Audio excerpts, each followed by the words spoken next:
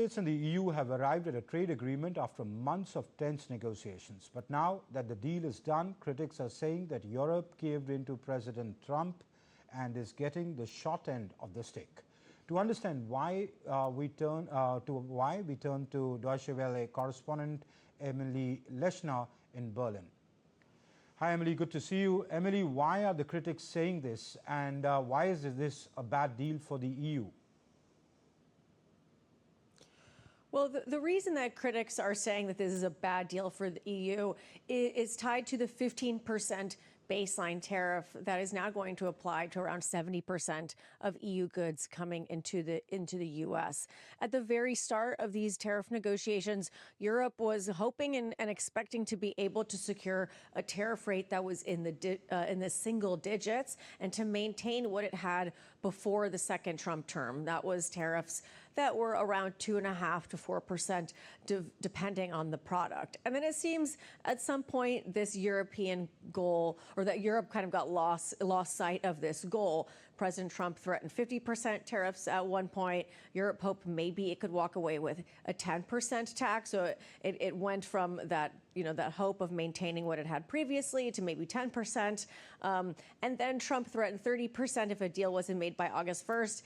And that's when Europe seems to have decided that 15% was the best that they can get. So in the eyes of many experts and academics and even, EU heads of state, Europe caved to the Trump administration and agreed to 15%. And the EU Commission says that 15% is better than the 30% that they were being threatened with. But everyone else seems to see the situation as the fact that 15% is not better than the 2.5% to 4% tariff rates. So that 15% is one reason why this is kind of being regarded as not such a great deal for Europe.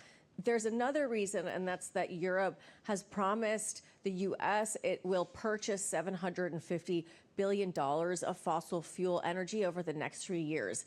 That amounts to around $250 billion a year, which is way more than what Europe is currently importing from the U.S. I mean, it's just a fraction of it. Last year, Europe spent around $70 billion importing U.S. oil, LNG, and coal combined. So it doesn't even come close to that $250 a year that Europe promised. And European policy is shifting towards renewables, not towards fossil fuel energy. So for a lot of people, that promise didn't really make sense.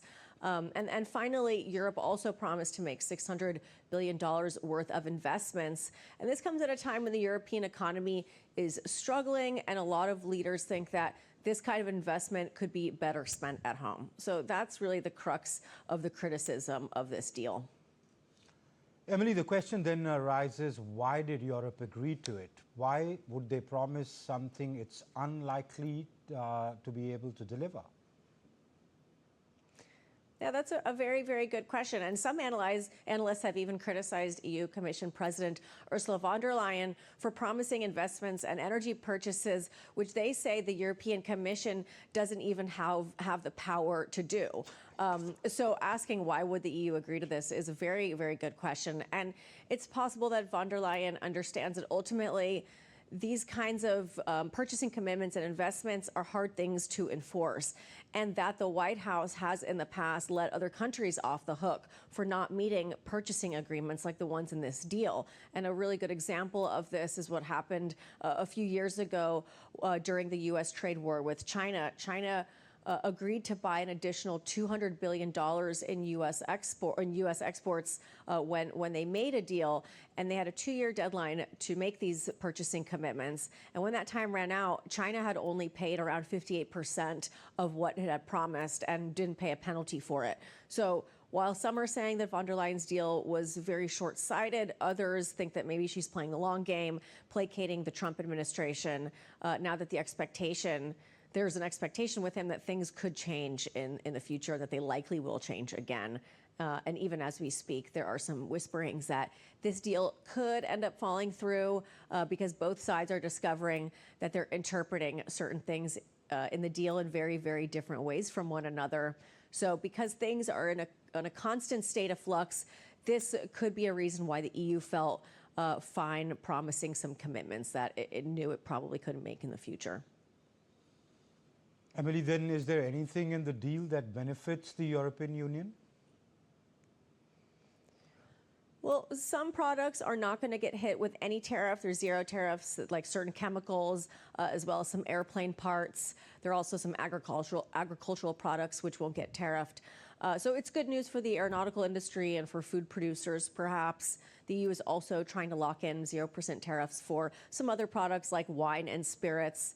And then, one argument that the deal was a good thing is some analysts are saying that the end to all of this uncertainty is good for the markets. It's good for investor confidence. That could be a potential benefit.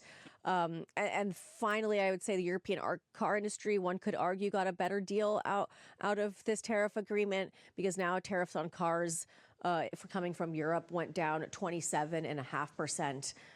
To the baseline 15, or went from, 27.5%, which they were taxed with now, to the baseline 15%. So that could be one positive benefit to come out of this for the EU. Okay, we leave it there. Emily Leshner, thank you very much for joining us from Berlin.